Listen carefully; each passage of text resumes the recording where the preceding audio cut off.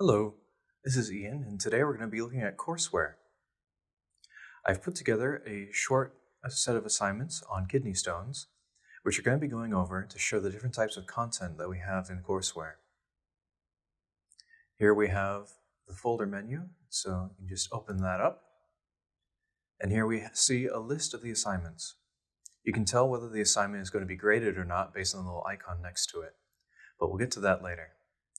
First, let's jump right into the first assignment I've built. Here we can see the title as well as the source app that you go to when you are opening any of these assets. You can see what kind of an asset it is, as well as a little thumbnail and then also the name so that you can get to it later. Professors can also put in a short description so that they can kind of guide the learning of their students. So let's start off with this first one. It's an animation. Urinary system overview. And these are deep links. They'll take you directly to AMP. Here on the left, we have the title along with a short description of the video itself.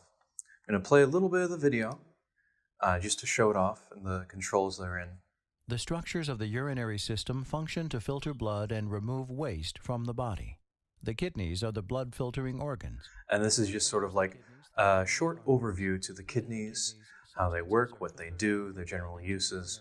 Quite useful. Some substances are then reabsorbed back into the blood, and others are secreted into the urine. And so that way, a teacher can give a quick overview of their lesson and just sort of get their students familiar with the area. To aid in that familiarity, we then can go to a 3D view. Again, opening directly into anatomy and physiology.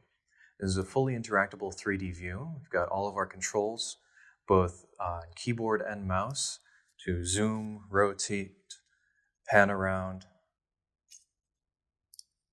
There's descriptions and there are pronunciations for everything included, as well as all of our usual show, fade, hide visual controls so that they can really drill down and dig into the anatomy.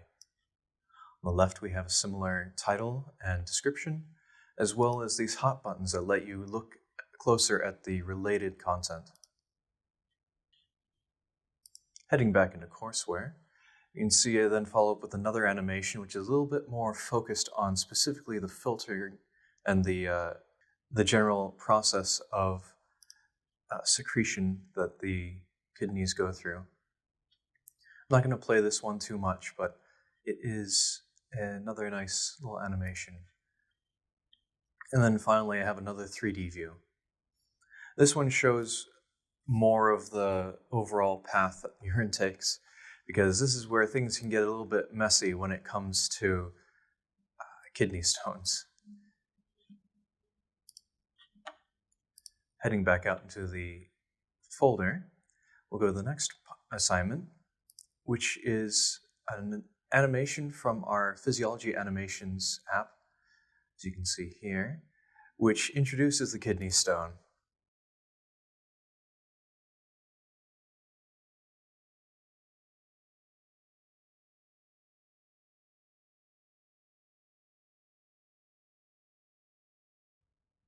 Here we can see the subtitles talking about how kidney stones form, what they're made of, all these different things, which I had asked about in our description of the video. And that's going to come into play later as well, as you can kind of design your teaching methods and the points you want to hit with the different types of content that we've got. So speaking of that, let's do a quick review. Heading back, we can see the first of our graded quizzes, which is a pathology review. This is a graded quiz. It says, prepare for this short quiz by first reviewing all the previous assignments. It's both of the two we just went through. And then also watching the kidney stone physiology animation, which we were just there. So jumping right in, this is going to launch our quiz app, which is its own standalone. And it serves up the quizzes and questions that professors can make or use the pre-made ones that we supply from the quiz bank. This app is only accessible through Courseware. So here we can see that our quiz is loaded. We've got 2 hours to take it, which is quite generous. But this timer won't actually start until the student clicks Take Quiz. So no matter how long it takes to load, it's not going to eat into their time. So here we have our short answer. You can add a picture if you'd like, and just as a basic text box. Down here in the bottom, we have our timer going. And I'm not going to type in anything here because as a professor, it's not going to keep my answer. However, we can go back and see in the gradebook other answers that have been submitted. It's going to ask me to make sure that I want to leave because it is a quiz and I can't come back and continue it. But we're just going to leave for now. Heading back, we can see there is one more quiz. We're going to take a look at this real fast first. It's a dissection quiz. Again, in the graded quiz bank.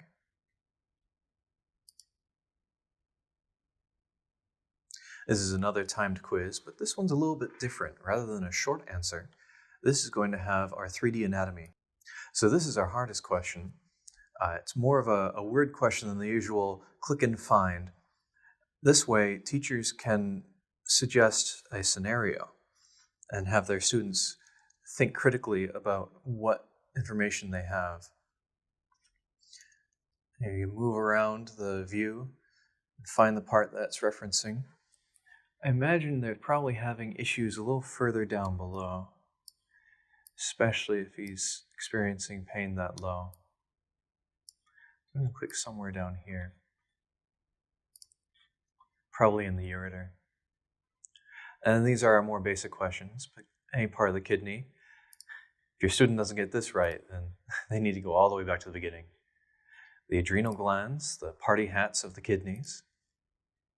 Here we're looking for the pelvis. And lastly, the pyramids, sure. Funky little blobs here inside the kidneys. Let's see how we did. Perfect, of course. And students can see a review of the quiz.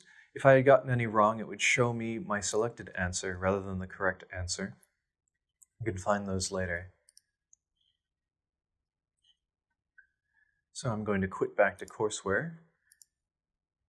And let's have a look inside the gradebook. I've had a few other students take these quizzes, and you can see it records their scores and presents them here. But for the short answer, the teacher can go in and view these answers and grade them themselves, give some feedback, and then choose how much credit they want to give them. This is the general grading screen for any kind of a short answer, as well as any question that the teacher is going in and observing.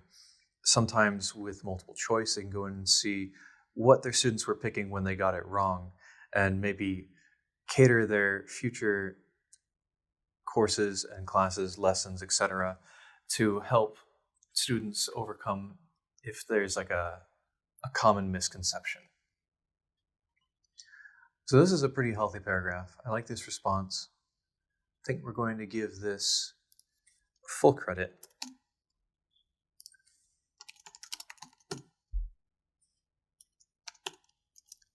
And you can save as a draft if you're not quite ready, in case there's a lot of feedback that's needed.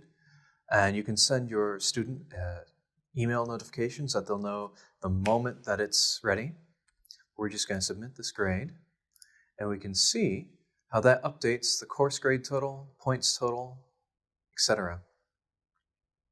In these side options, you can also see other quiz attempts. So if a student has taken it multiple times, in case there are multiple attempts, you can see all of their answers. Looks like everyone's doing pretty well on this one, though. It also shows the amount of time it took for the quiz to be completed. It seems 2 hours was a little bit too long for that, but it was only just one paragraph. Here you can also manually change your grade in case there was an extra credit, some kind of a bonus, or the student came and talked to you later.